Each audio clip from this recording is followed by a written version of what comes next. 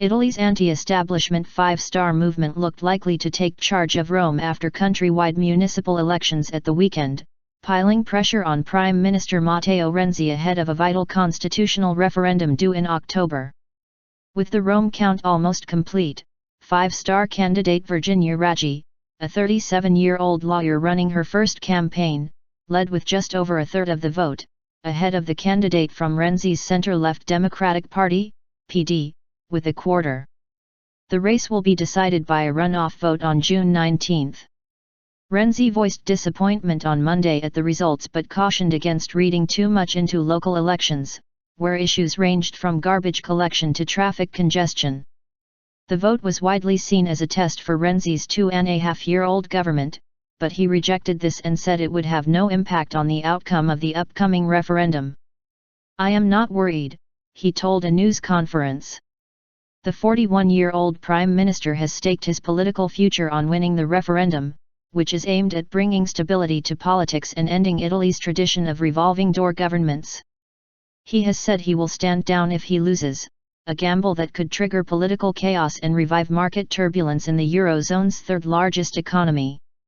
Renzi denied Sunday's vote was a triumph for the five-star movement, which draws support from voter anger against corruption, saying it had only flourished in Rome and Turin, out of some 1,300 towns and cities that went to the polls.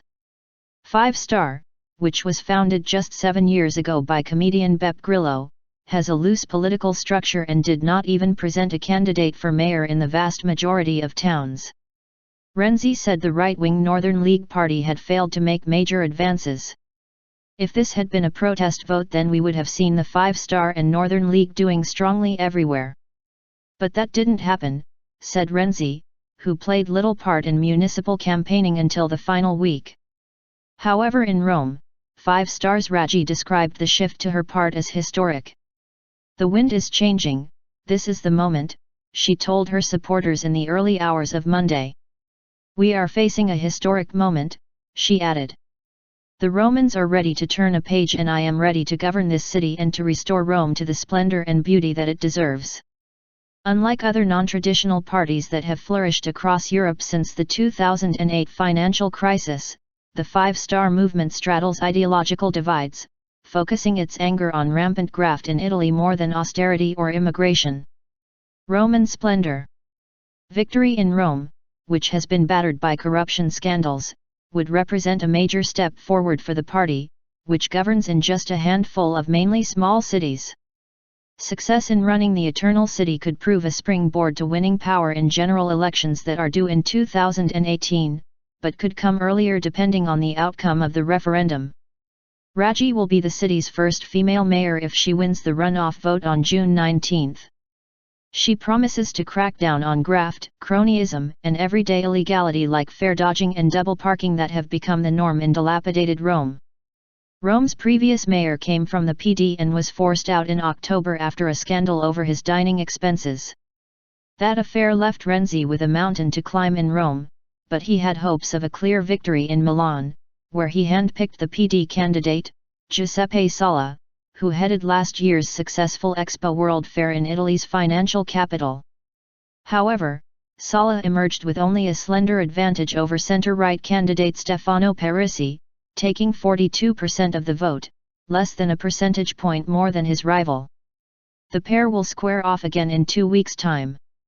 Apart from Rome, the PD suffered a major setback in Naples, where it failed to make a runoff ballot.